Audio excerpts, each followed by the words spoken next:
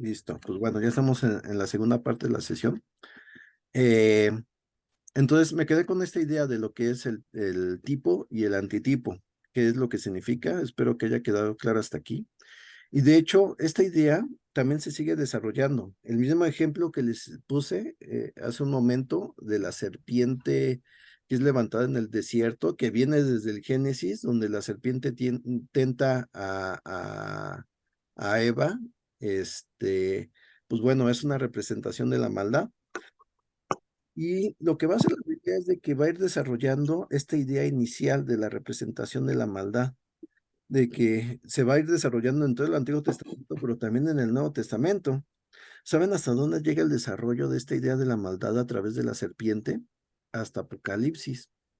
En Apocalipsis se habla de un dragón rojo, o de un dragón. El dragón, pues, es la representación de Mm. Satanás.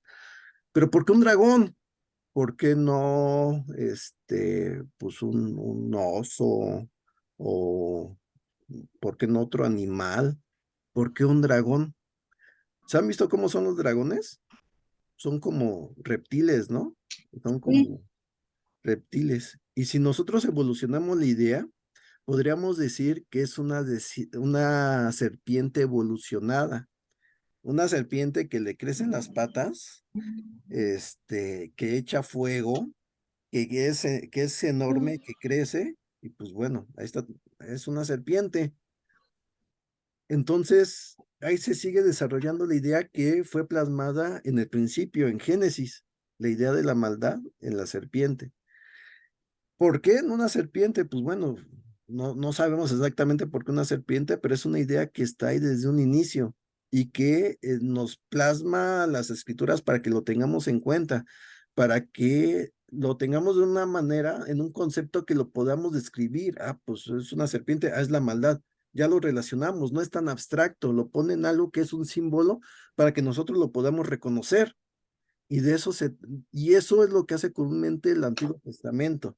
Y se desarrolla y se sigue desarrollando en el Nuevo Testamento. Y esto nos da un principio que me gustaría que anotaran de cómo interpretar el Antiguo Testamento. Principio número 1 es: pongan mucha atención y mucho énfasis en las primeras veces en que pasa algo. En las primeras veces en que pasa algo. Eh, la primera tentación a través de una serpiente. Este, Me está escribiendo Beto que se está cortando. ¿Los demás también se les está cortando? Poquito, No, ¿no? sí, poco. Ok. Sí, Bueno, voy a continuar. A todas maneras, lo que no llegue a quedar claro, Pero eh, se entiende, se escucha. ok, lo que no llegue a quedar claro, esto lo estoy grabando y lo pueden volver a ver en YouTube. En YouTube se va a guardar como yo ahorita lo estoy percibiendo. ¿Vale? Aquí una recomendación, Delphi, si quieres, cierra tu cámara para que también agarre menos señal, y podamos, y sea menos lo que se esté cortando. Ok, entonces continúo. Eh, Se va desarrollando esta idea en el Nuevo Testamento, eh, y es lo que sucede. Y es, perdón, el primer principio que les decía de interpretación del Antiguo Testamento es: pongan mucho énfasis y mucha atención en las primeras veces. La primera vez que Dios hace algo o que sucede algo. Aquí vemos que el hombre cae en pecado. ¿Qué sucede en esas primeras veces y quiénes son los personajes? La mujer, el hombre, la serpiente, ¿qué involucró? El árbol de la vida, el árbol del conocimiento, qué fue lo que pasó y cómo se desarrollaron las cosas. La serpiente hizo dudar a Eva acerca de las palabras de Dios, lo que lo llevó a desear el fruto que se le había prohibido, lo vio deseable y pues decidió comérselo, se lo compartió al hombre, las consecuencias. Todos estos detalles que pasan en las primeras veces son importantes que pongamos atención, porque de ahí se va a partir para todos los temas que estén relacionados con esas primeras veces. Ese es un principio de interpretación del Antiguo Testamento. les voy a decir un segundo principio de interpretación del Antiguo Testamento, y es que pongan atención en las repeticiones. Cuando se repite un personaje, cuando se repite una palabra, cuando se repite un acontecimiento. Hay acontecimientos que son muy repetitivos, inclusive en pocas escrituras o en un mismo libro. Uno de ellos, por ejemplo, es cuando Abraham llega con Abimelech y hace pasar a su esposa, a Sara, como su hermana, y no dice que es su esposa. Bueno, ahí sucede una vez, después vuelve a suceder en Egipto, lo vuelve a hacer Abraham, casi igualito, pero no solamente se queda ahí, lo vuelve a hacer Isaac, lo vuelve a hacer Isaac con Raquel. Entonces, pues, ¿sabes? Pasa 3 veces y en un relato que es muy largo, pasa en un momento muy corto. Entonces, ¿por qué sucede 3 veces? ¿Por qué pasa 3 veces? Pues bueno, hay que poner atención en esos detalles, en las repeticiones, porque la Biblia es muy repetitiva en ese tipo de situaciones. Y si es repetitiva es porque nos quiere enseñar algo.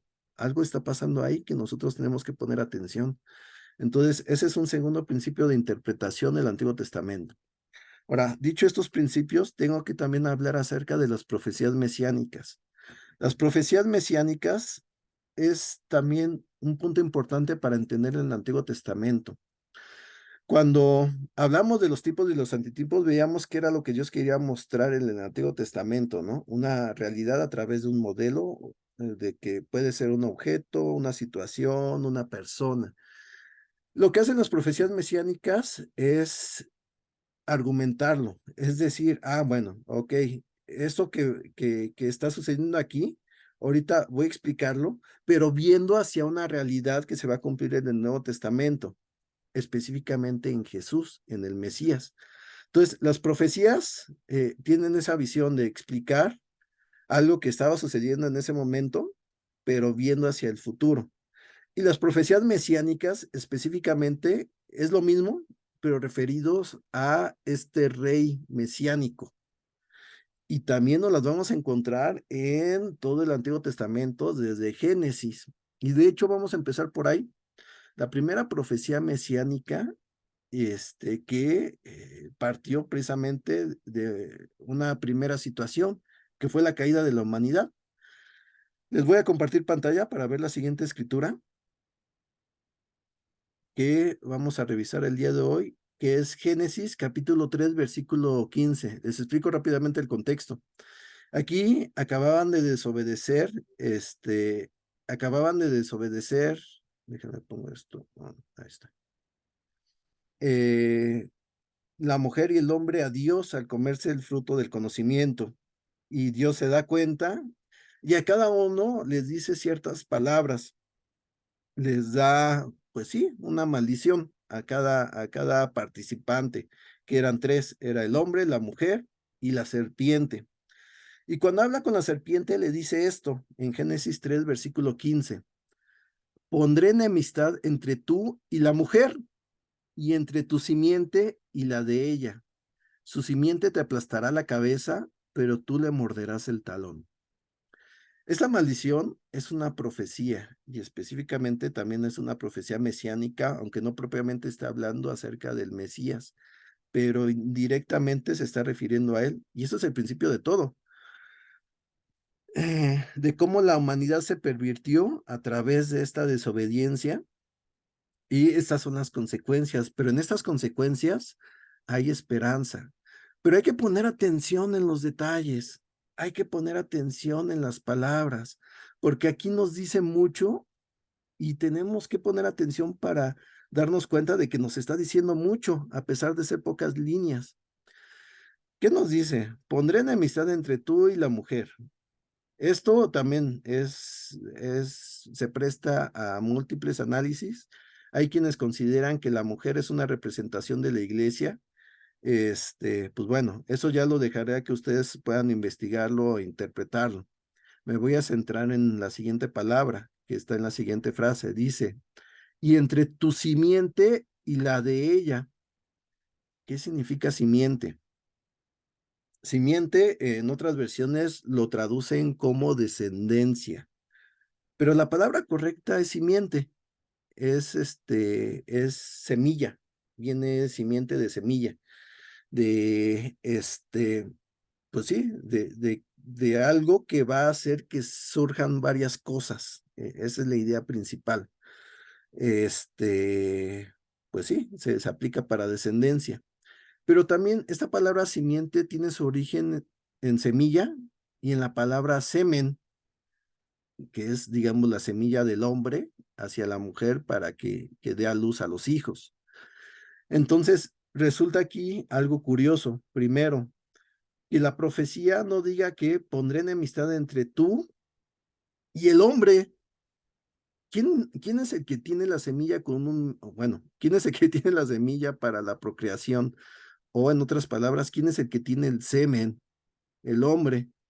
Lo más adecuado biológicamente tendría que haber dicho aquí, pondré enemistad entre tú y el hombre. Pero no, dice entre tú y la mujer. Y la mujer no es quien tiene la semilla, es quien la recibe. Pero entonces, ¿qué pasa aquí? ¿Por qué esto que suena ilógico está escrito así? Pues bueno, porque así va a ser, porque Jesús no va a tener su descendencia en el hombre, sino va a nacer de la mujer y de Dios. Entonces, si aquí hubiera sido la profecía que hubiera sido entre tú y el hombre, no se hubiera cumplido esta parte de la profecía, porque Jesús nació de la mujer, mas no del hombre. Entonces, ¿de dónde viene esta simiente que va a ser enemigo de la serpiente? Pues de la mujer, no del hombre. Entonces, ¿se dan cuenta que estos detalles nos ayudan a entender que se está cumpliendo en el Nuevo Testamento a través de Jesús?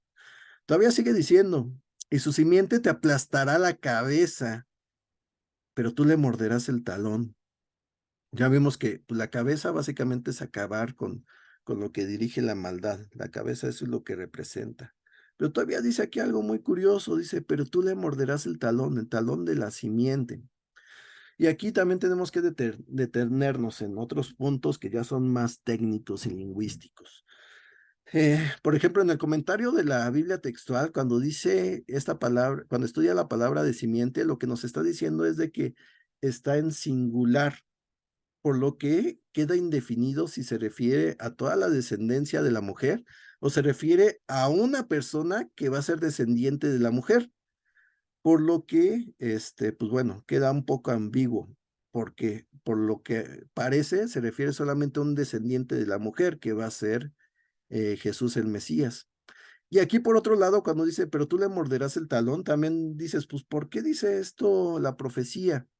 Pues bueno, porque es lo que va a pasar con el sacrificio de Jesús. Jesús iba a derrotar la maldad, pero no va a ser gratuito, no va a ser sin un dolor implícito, sin una mordedura de esa maldad de la serpiente que va a ser en el talón.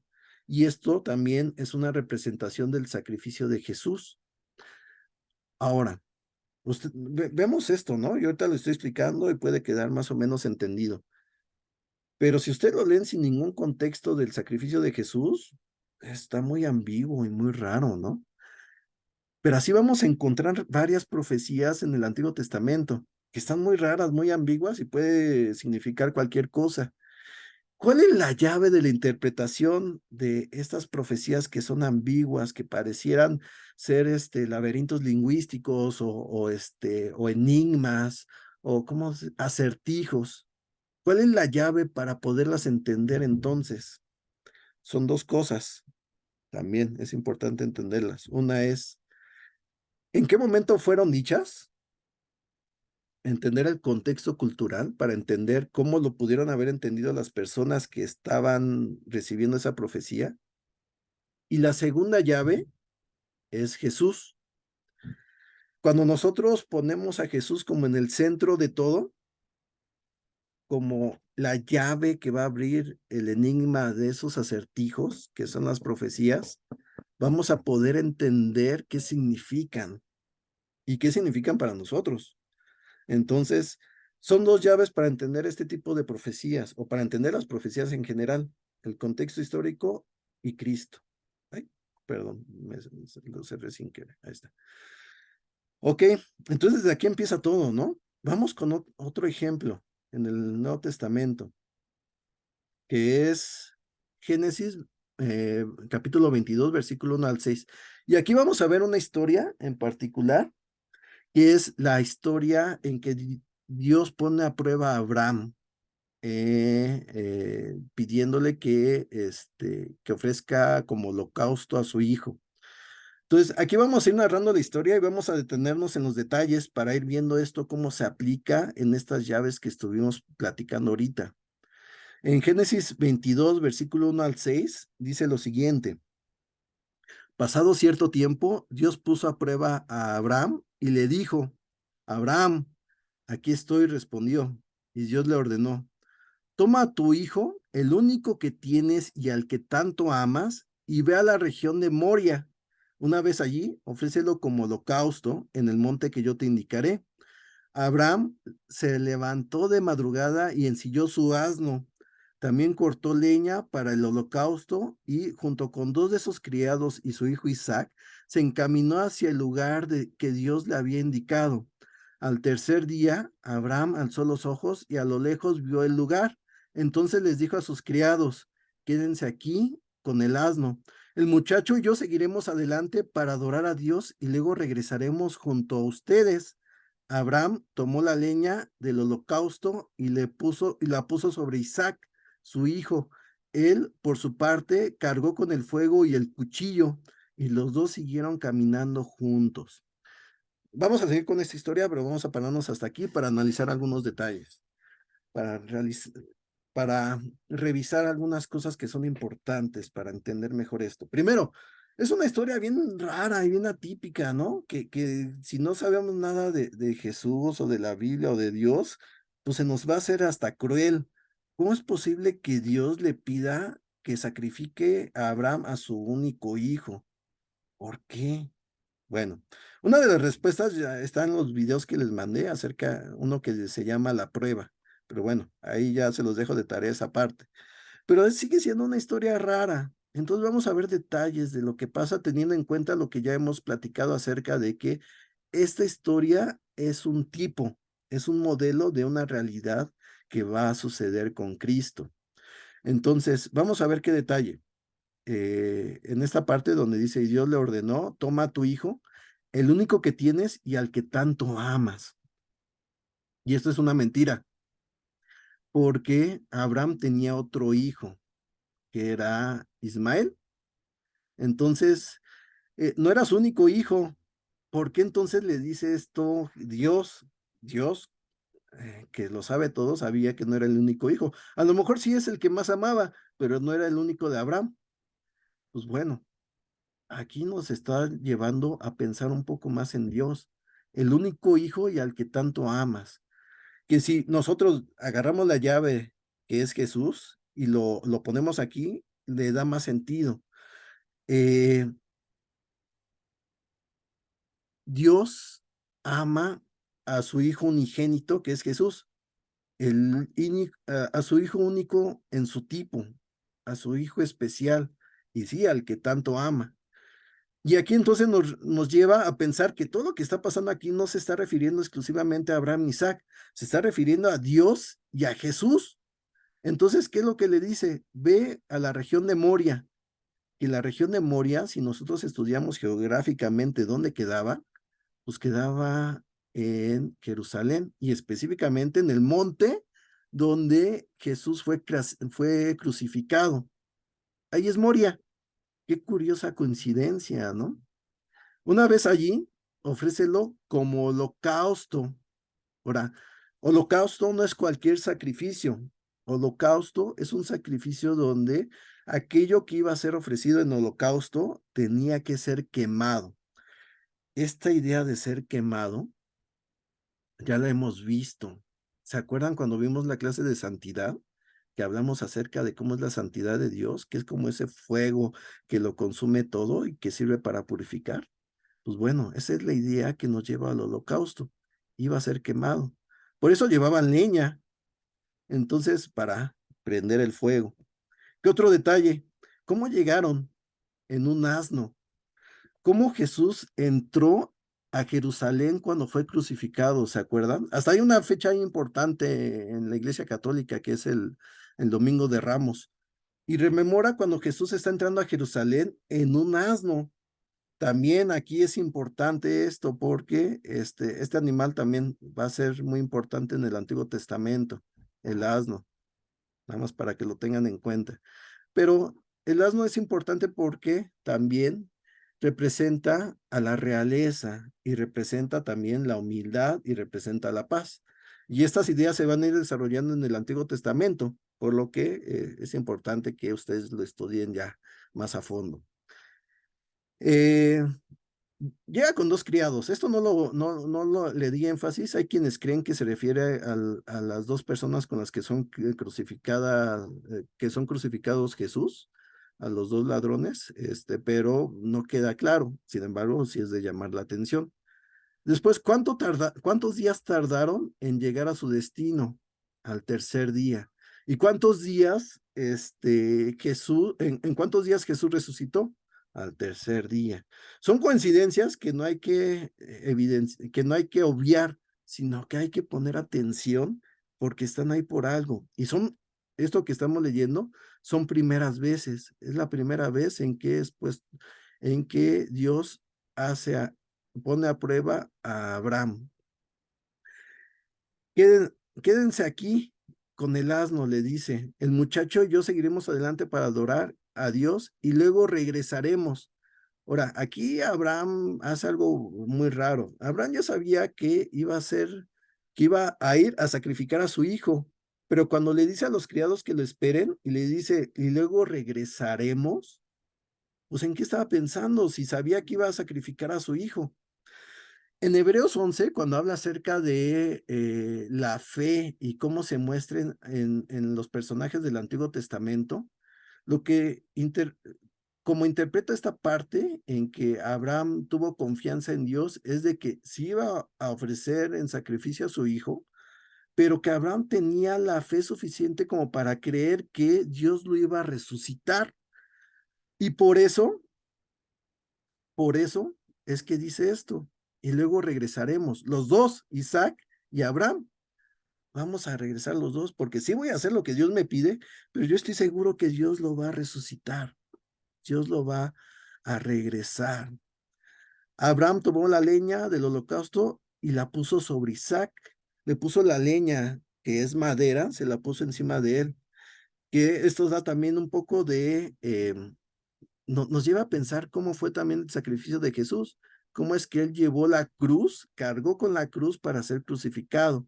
Él mismo la tuvo que cargar, como lo hizo Isaac. Son muchas coincidencias que dices, ay, pues pues es coincidencia, ¿no?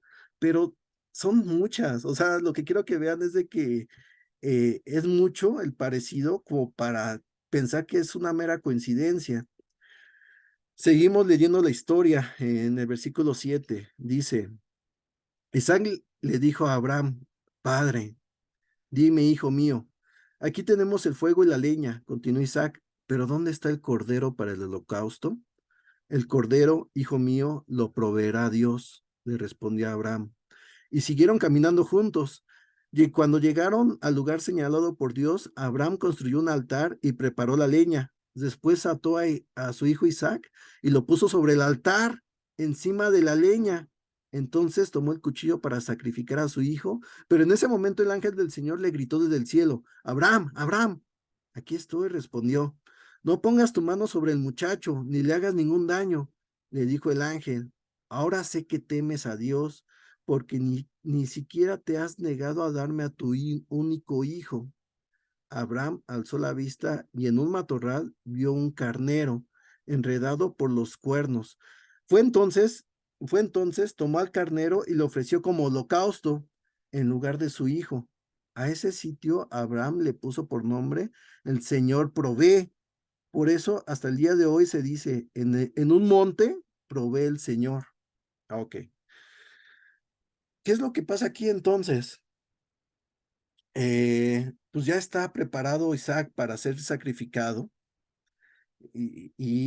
Pues Isaac le pregunta, oye, y pues el cordero que va a ser sacrificado, Abraham dice, Dios lo va a proveer.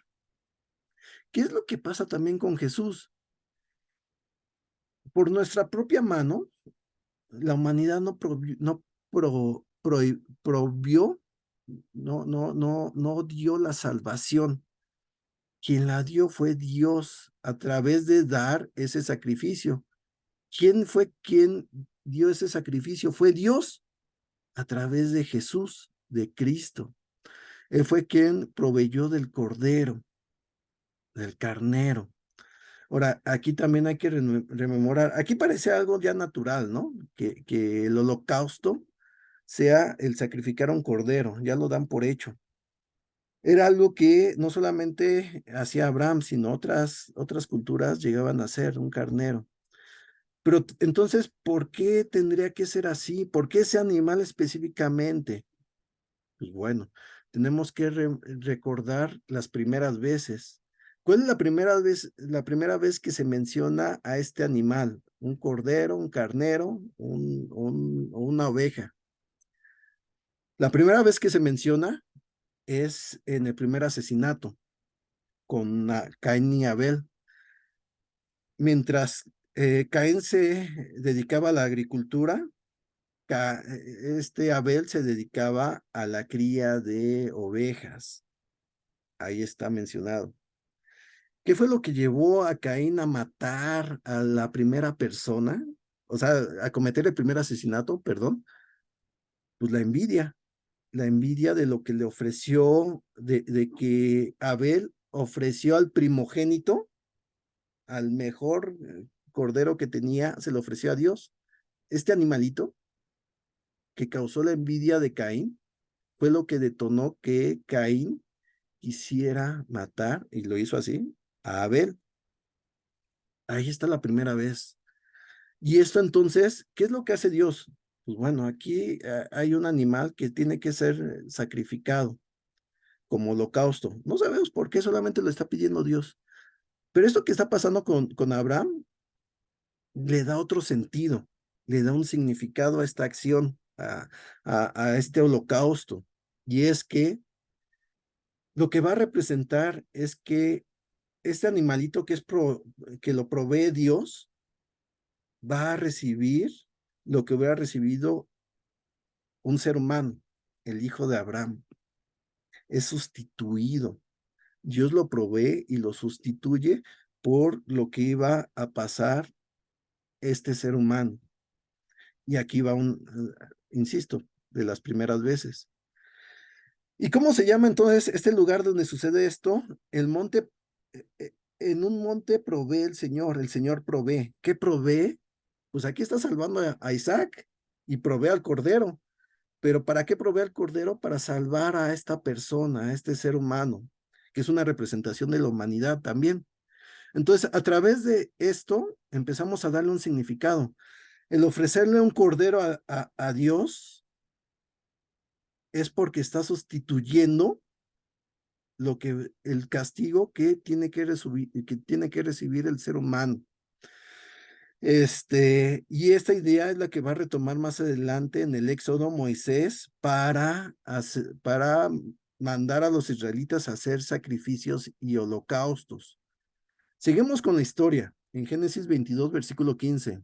El ángel del Señor llamó a Abraham por segunda vez desde el cielo y le dijo, como has hecho esto y no me has agradado y no me has negado a tu único hijo, juro por mí mismo, afirma el Señor, que te bendeciré en gran manera y que multiplicaré tu descendencia como las estrellas del cielo y como la arena del mar. Además, tus descendientes conquistarán las ciudades de tus enemigos. Puesto que me has obedecido, todas las naciones del mundo serán bendecidas por medio de tu descendencia. Otra vez está aquí ambiguo esto de descendencia. No sabemos si se refiere a todos los descendientes de Abraham o se refiere a alguien que va a ser descendiente de Abraham. Pero a través de esa descendencia va a recibir bendición todas las naciones del mundo. Todas las naciones del mundo. O sea, no solamente es la familia de Abraham, no solamente los israelitas, no solamente los judíos, todas las naciones del mundo, de las primeras veces que se menciona. Esta es una promesa reiterada que ya había recibido Abraham en Génesis 12, versículo 3. Ya aquí lo está reiterando Dios a través de la obediencia de Abraham.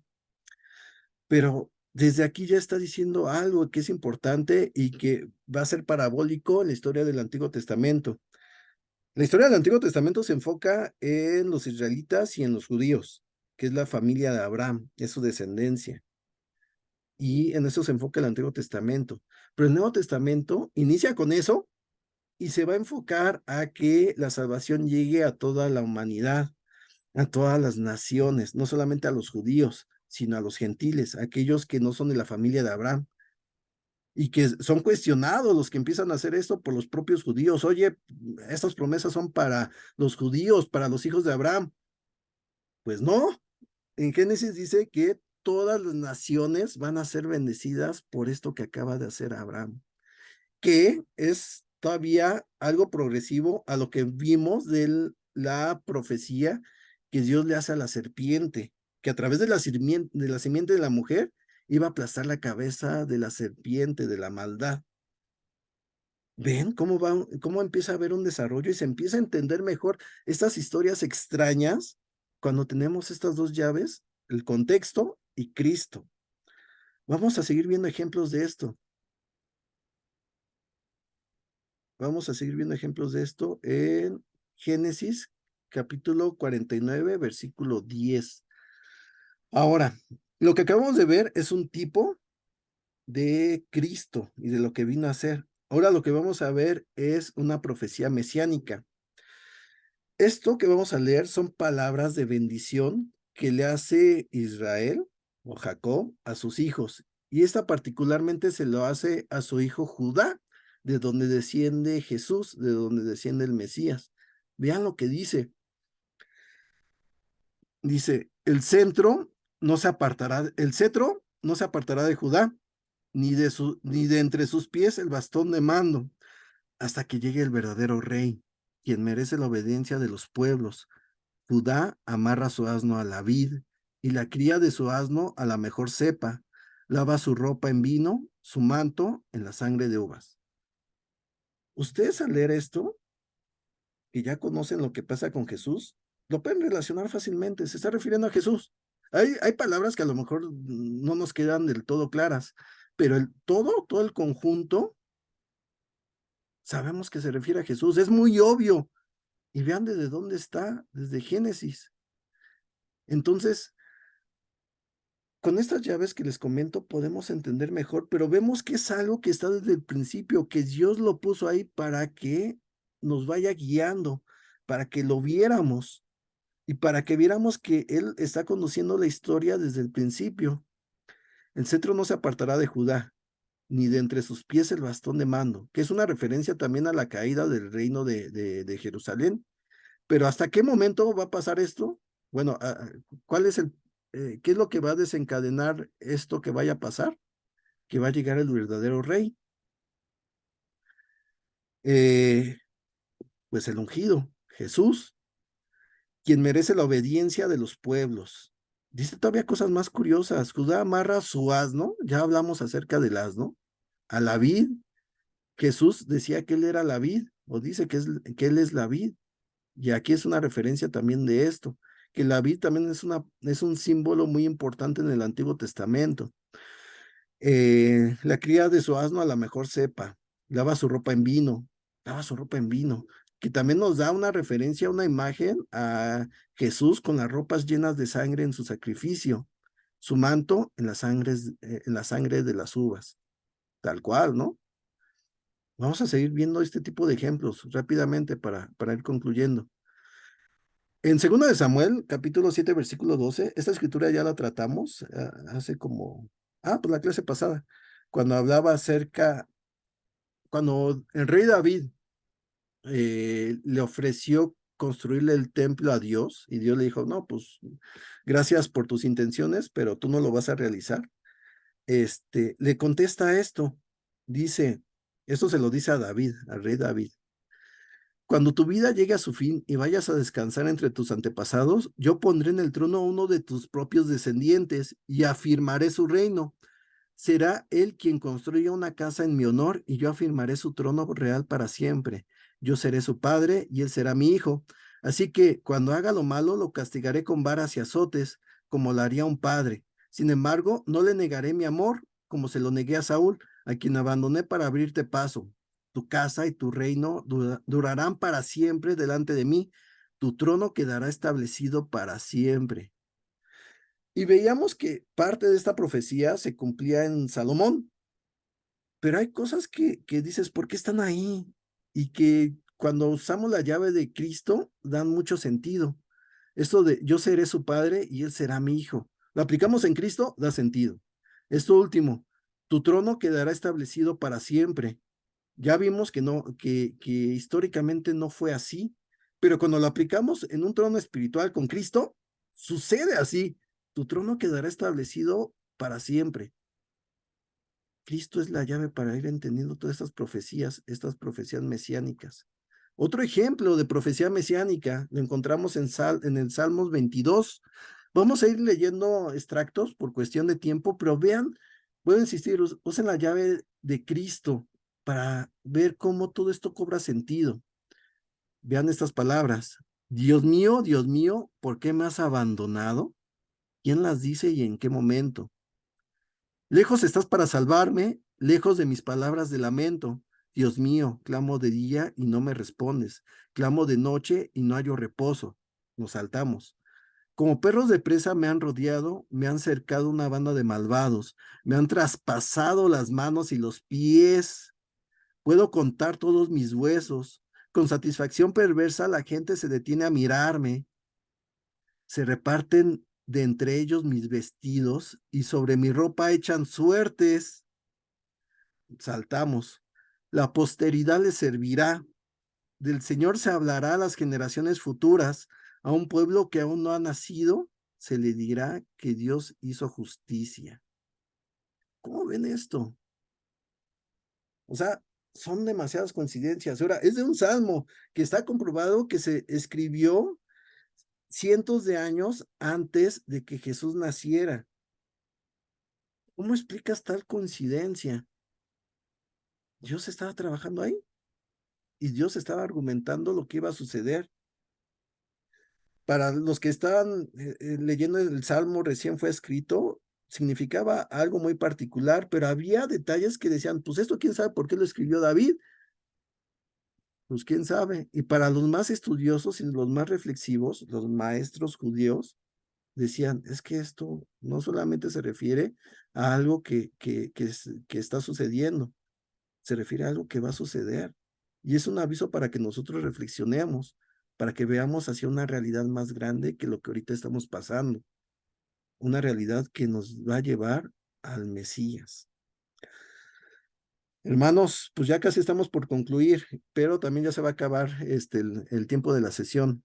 Les pido que se van a conectar en 5 minutos ya para ir acabando. Y pues bueno, pues ya le dedicamos otros 10 minutitos y con eso ya estamos terminando la sesión de hoy.